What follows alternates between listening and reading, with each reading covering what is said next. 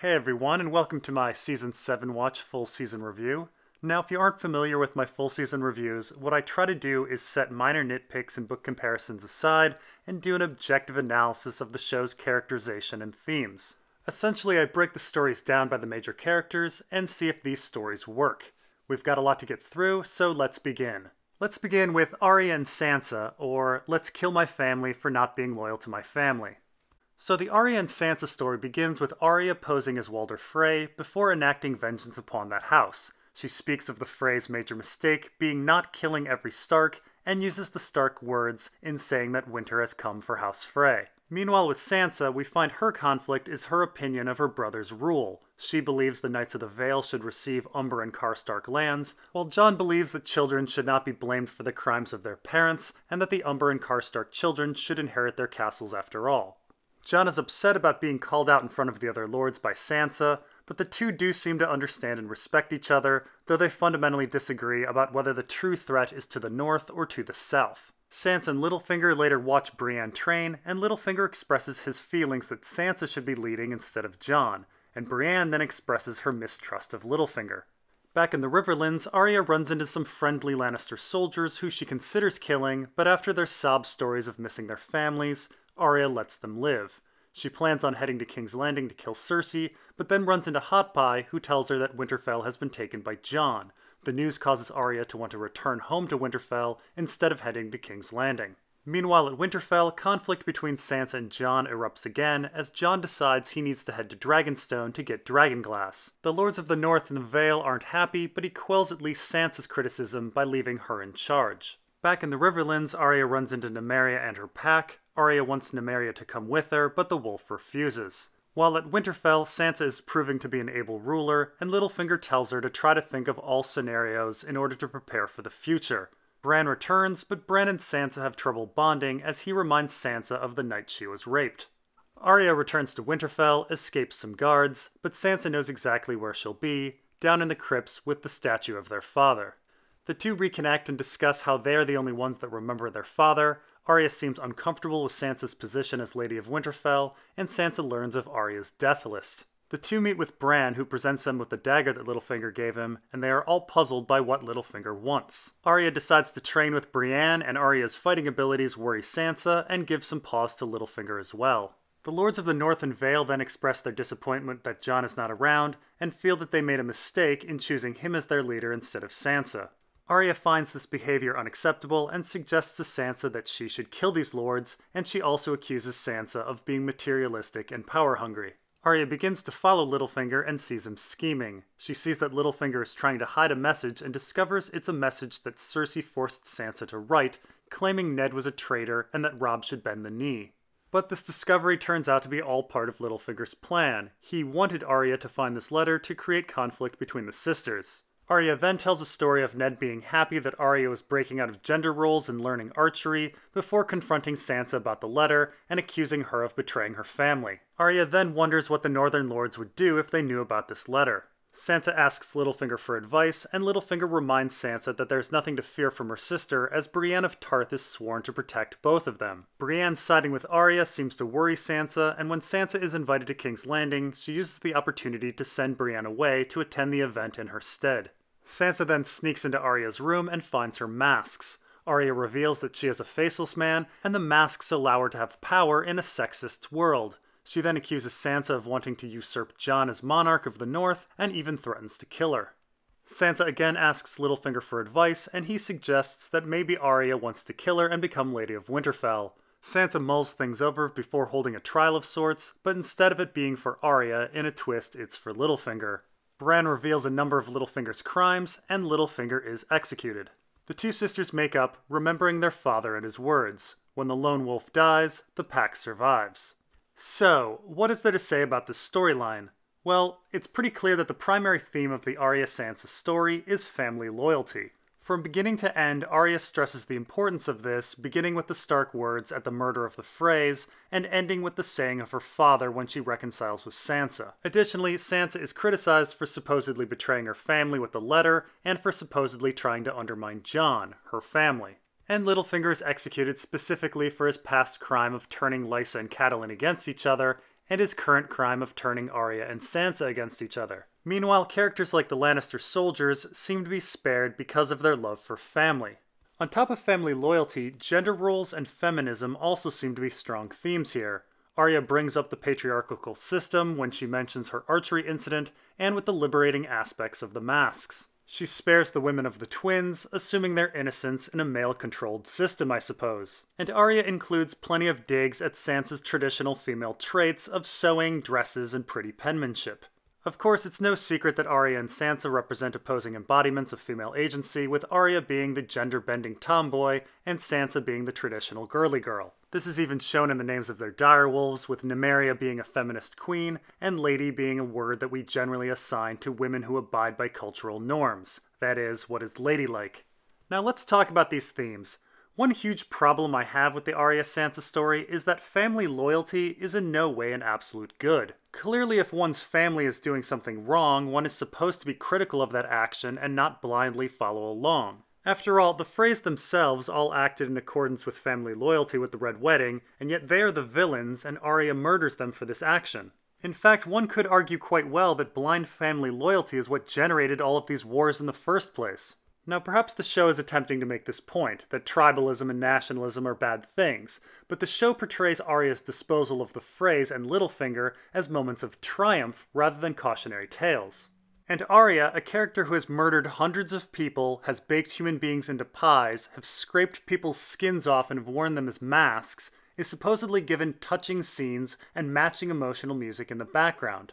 Are we supposed to sympathize with the Arya character? Are we supposed to feel for her? Are we supposed to root for her? Are we supposed to think she's awesome and fierce? Or are we supposed to fear her?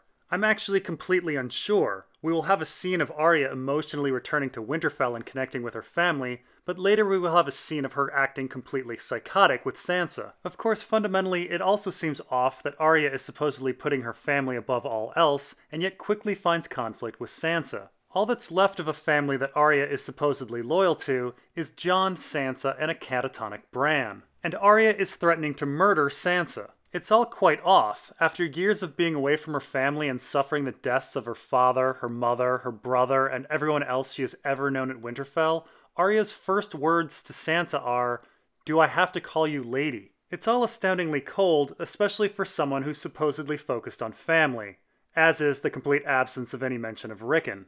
The other thing that is quite odd is the connection of this conflict to gender.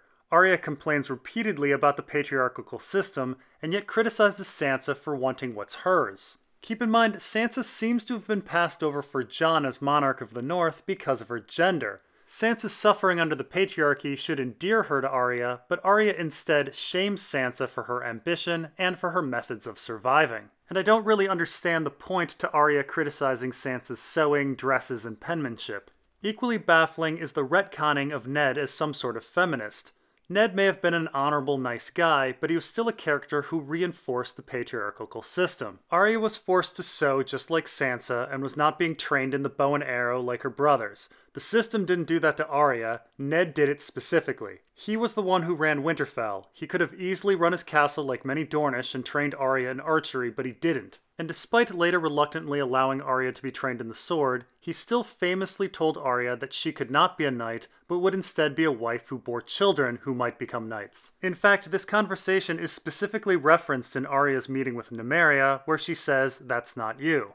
My other huge problem with the Arya-Sansa storyline is that the conflict between Arya and Sansa wasn't really resolved. Littlefinger didn't cause any of the disagreements between Arya and Sansa. He merely brought one of them to light. That Sansa wrote a letter, and that fact should still be an issue. Arya should still have a problem with Sansa having authority, taking her parents' bedroom, liking nice things, not executing people that insult Jon. These may seem like small, silly issues, but Arya clearly did not think they were small, silly issues. She thought they were huge.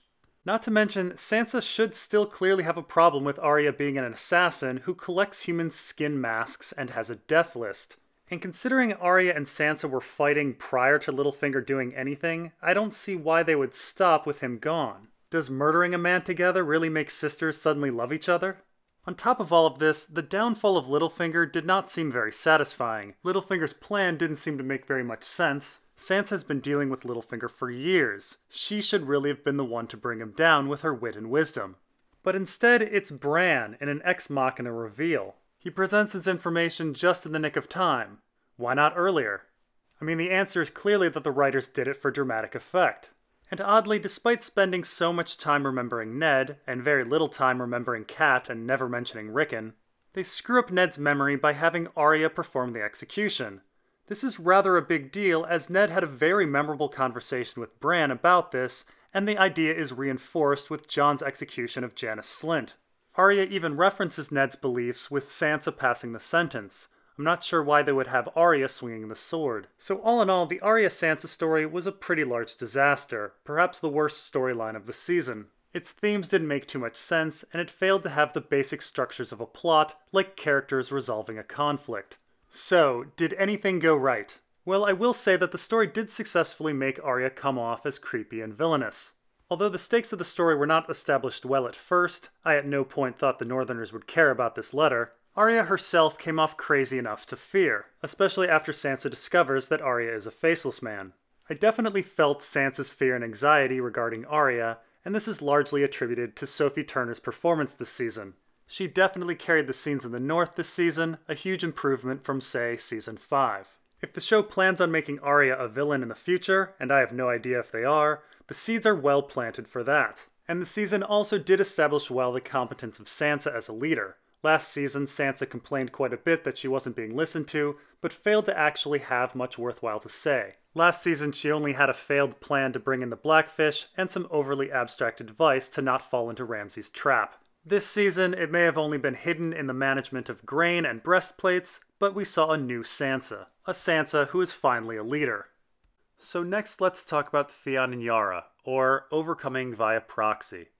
So the Theon and Yara story begins with the two of them in Dany's war council. Yara wisely wants to attack King's Landing immediately, but somehow Tyrion convinces the group that his plan is better. The Dornish, the Reachers, and the Ironborn will lay siege to King's Landing, while the Unsullied attack Casterly Rock.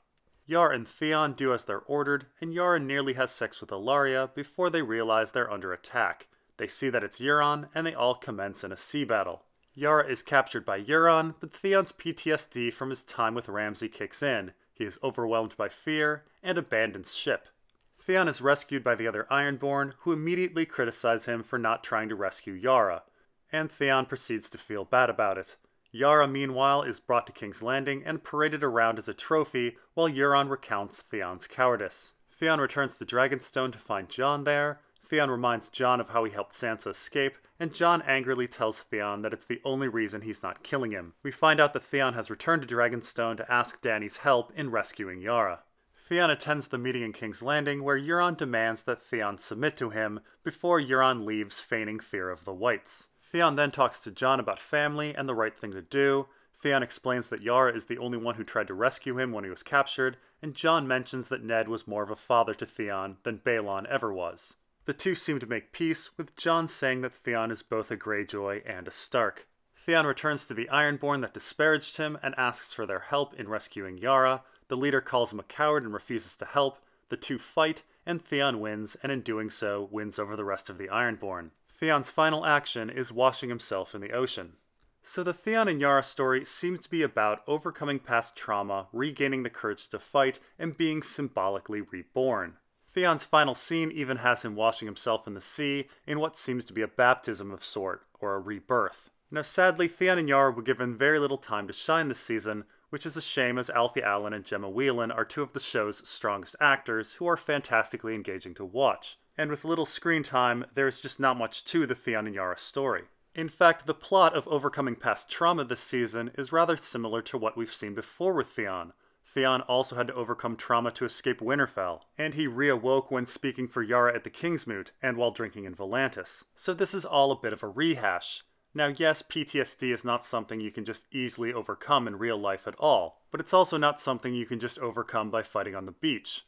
Now it's important to note that Theon's trauma was caused by Ramsay, and in a traditional story, Theon would need to defeat Ramsay for closure. But that role was given to Sansa last season, and so it's rather clear that Euron has entered our story to be the villain that Theon needs to vanquish instead. He is essentially Ramsay's proxy. However, the story isn't quite ready for Theon to take on Euron, and so Theon takes on this nameless Ironborn guy as a proxy for Euron. Of course, the proxy of a proxy isn't a very worthy villain, and frankly, this Ironborn guy didn't really do anything that bad to require vanquishing. He merely insulted Theon and refused to follow him. He had little, if anything, to do with Theon's life and story, and so his defeat is not really satisfying at all.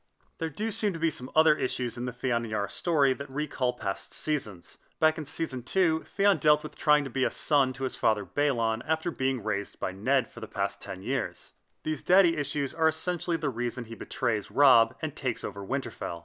However, Theon is captured, his father killed, and the two never meet again. And so Jon plays the proxy for Theon's father, resolving Theon's complexes and saying Theon is both a Stark and a Greyjoy. Now this is kind of out of place as in the show, Theon hated being raised at Winterfell and showed no desire to be a Stark. And so Ned is being retconned as a good father for Theon. Also, Jon had very little to do with Theon's story, and so it's rather unsatisfying for Jon to be resolving Theon's daddy issues. Really, Yara would be the most fitting person alive for this role. Additionally, Jon forgives Theon in this scene, but in the show Theon has shown very little regret for betraying Robb. So Jon forgiving Theon for something Theon never asked for forgiveness for is a bit weird. Now, Theon needing to rescue Yara is of course a parallel to when Yara tried to rescue Theon back in Season 4. And Theon mentions this as his primary reason for needing to rescue his sister. However, this is also a bit of retconning. Yara did begin to rescue Theon, but then abandoned the mission when she saw what Theon had become and declared her brother dead. Yara is far from a noble, caring sister that Theon should feel obligated to rescue. In fact, she was kind of abusive to Theon last season. Other than that, there isn't too much else to say about the Theon and Yara story. It suffers from some rather major revisions to the history of the plot, and rehashes the story a bit. But really, it was mostly doomed by not giving it enough screen time. So did anything go well? Well, I will say that I was most looking forward to this plotline each episode, so something must have been done right. I think most of this is, as I said before, Alfie Allen and Gemma Whelan make every scene they are in compelling, and Euron himself is a massively entertaining character, as cartoonish as he is. I really simply wish they gave the plot more screen time to perhaps flush out Theon and Yara's relationship with Euron before his exile, or how Theon's trauma affects him day to day, or establishing random Ironborn dude as an actual villain that needed to be vanquished. Without the time, the story really never had a chance. Next, let's talk about Cersei and Jaime, or She's a Monster, a Very Reasonable Monster. So the Jaime and Cersei story begins with the two avoiding discussion about Tommen and instead going right into battle strategy. Dany is going to land at Dragonstone and enemies are all around them, but they recognize that the Reach is where the food is and that they need allies. And so Cersei invites Euron to King's Landing. Euron attempts to flirt, insults Jaime, and declares his desire to marry Cersei, but Cersei plays coy and refuses his marriage proposal. And so Cersei next brings in various lords, including the Tarlys, in order to solidify support. They wonder how dragons will be dealt with, and Qyburn assures everyone that there are plans. Jaime then offers Randyll Tarly wardenship of the South, and he agrees to support Cersei. Qyburn then shows Cersei his plans for defeating dragons, giant anti-dragon ballistas. Euron returns to King's Landing having destroyed Theon and Yara's fleet, and gives Cersei the gift of Ellaria and Tyene. Cersei agrees to marry Euron after the wars are won, and Euron proceeds to taunt Jaime more. Cersei then enjoys torturing Ellaria, killing her daughter, and allowing the body to rot in front of her. The torture turns Cersei on, and so she goes and has sex with Jaime. The next day, she proceeds to not hide her incest any longer, and Jaime heads off to war. Later, Cersei meets with Tycho Nestoris of the Iron Bank, and tells him that he will be repaid all of his debts in a fortnight. Jaime, off at war, gets into a little bit of trickery. He abandons Casterly Rock and instead decides to send all of his Lannister forces to Highgarden. He wins easily and has a final confrontation with Olenna. Olenna is forced to commit suicide, but before dying reveals to Jaime that she was the one who murdered Joffrey, and warns Jaime that Cersei is the greatest monster that there is. Jaime is then tasked with bringing the Tyrell gold to King's Landing to pay off the Iron Bank. The Iron Bank is quite pleased with the coming repayment and offers an additional loan so that Cersei can hire the Golden Company to come to Westeros. Jaime is successful in getting the gold to King's Landing, but then Bronn hears horses. It's Dany's Dothraki coming, and so they prepare for battle. The Dothraki ride forth, and then in a surprise, it's also Dany and her dragon. Death and destruction follow, with Bronn utilizing the anti-dragon ballista. He's able to wound the dragon, and Jaime takes the opportunity to try to kill Dany, but fails. He falls into water, but miraculously is saved by Bronn. Jaime is convinced that the war against Dany is futile, and tries to convince Cersei to end the war, while telling her that Olenna killed Joffrey. Cersei tells Jaime that they are dead if they surrender, so they might as well go down fighting.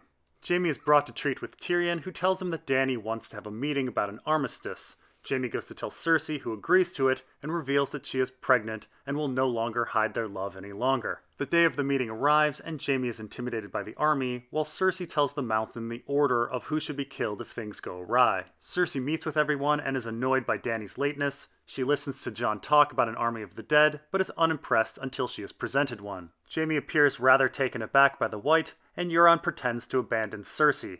Cersei agrees to an armistice if the North decides not to join the war afterwards. Jon reluctantly confesses to Cersei that he has bent the knee to Dany, and Cersei storms off. Brienne attempts to convince Jaime to talk to Cersei, but he does not. It's Tyrion who goes to talk to Cersei in the end. They vent at each other mostly about the death of Tywin before having some sort of conversation off screen. Cersei agrees to march north with Jon and Dany, but later reveals it's all a trick. She reveals to Jaime that Euron never abandoned her and is instead ferrying the Golden Company over to Westeros to fight for her. She figures fighting the army of the dead is a waste of time, as her army won't make much of a difference. Jaime argues that they might as well fight, as whoever wins in the north will come down and kill them anyway. Jaime claims that he made a vow to go north, and that he's going to keep that vow. The two appear to finally break up, and Jaime rides north as it snows on King's Landing. So what is there to say about Jaime and Cersei? So the Jaime and Cersei story seems to be twofold. On the one hand, it's about Cersei putting to rest the ghost of her dead family, changing and looking to the future. On the other hand, it's about Jaime discovering that he's in a losing war and that he no longer wants to be with Cersei. Strangely, Cersei has become the symbol of hope, and Jaime is the symbol of defeat and hopelessness. And I have to say, I was definitely not expecting the Cersei story to go this route. Now I will say that the Cersei and Jaime story is probably the strongest story we have this season. The season spent quite a bit of time flushing out Cersei's motivations, and Lena Headey's talent made most of her scenes work. And in a surprisingly complete way, nearly all of Cersei's issues from the past seasons are brought to light. Myrcella is addressed with Ellaria and Tyene, Joffrey is addressed with Olenna, Tywin is addressed with Tyrion, Tommen is glossed over a little bit, but we at least get a shout out. The Iron Bank plot was handled, and Cersei even resolved her feelings for Jaime while coming to some sort of settlement with Tyrion. We had quite a few rather satisfying resolutions for the Cersei character, while showing her grow to become a surprisingly able ruler this season, and her looking to the future. There was a lot of material to cover, and the Cersei part of the story did come together well. It even allowed for the Lannisters to have a somewhat believable resurgence against a massively overpowered Daenerys. The Jaime part of the story was a bit weaker though. I will grant that the fake-out with Casterly Rock and Highgarden was fun, Olenna and Jaime's scene was very well done, and Jaime's battle looked stellar. That said, Jaime's character was a bit all over the place. He begins the season seemingly fine with Cersei after she murdered hundreds of people and drove her son to suicide, and he follows this up by professing to be a true believer in the world that Cersei is trying to create. He then receives a dire warning from Olenna that Cersei is a monster, and so we're kind of expecting that an act will come along that's more monstrous than the Sept incident to make Jaime see the light. But that moment never comes. We are also perhaps expecting some sort of jealousy issue to arise with Euron, which is seeded a couple times, but this goes nowhere as well. Instead, Jaime's shift in character occurs somewhat mid-season when he's convinced that the war is hopeless, and then he leaves for a completely different reason because he wants to keep his vow. Cersei's supposed monstrousness never comes. Sure, she torches Ellaria, but Jaime either doesn't know about that or doesn't care. The rest of the time, Cersei is actually rather logical and reasonable. Why should they surrender if they're just going to get executed? Why should she fight the Night King if her army won't really make a difference? Why align herself with people who she believes will likely kill her anyway? I can see the logic in her actions. Jaime's final turn against Cersei relies on oath-keeping, an idea back from season 3 and 4. Not that this couldn't have worked as a reason, but it certainly needed to be primed a bit more. Last season, Jaime actually talked down his oath to Catelyn as something he never considered would actually be kept. Meanwhile, his loyalty to Cersei is talked up quite a bit. Jaime doesn't bring up Catelyn or oaths at all this season until he claims that he made a vow right before he leaves. Something more was definitely needed. As it stands, Jaime tolerated Cersei's mass murder, her torture dungeons, her infidelity, but oddly he cannot tolerate a fairly rational military move. And this is really the most incongruous aspect of the entire Cersei and Jaime story. Cersei and Jaime as a couple have survived so much worse than this. Why should this action be the thing that finally ends them? Perhaps if Jaime were part of the Fellowship to capture the White, or if he had another conversation with Brienne about vows, maybe I would have believed it. but as it stands, it comes off as hollow. Now, I am cautiously optimistic about what was talked about between Cersei and Tyrion behind closed doors. Cersei is somehow convinced by Tyrion, even though it's a fake convincing. And Tyrion is acting rather funny afterwards. There could potentially be a fantastic twist coming in Season 8 that could really build upon the relationship between Cersei and Tyrion, and I truly hope this is the case. And this is a good place to take a break. We'll get to Jon and Davos, Samwell, Bran, and Daenerys and Tyrion, all in Part 2. We will see you then.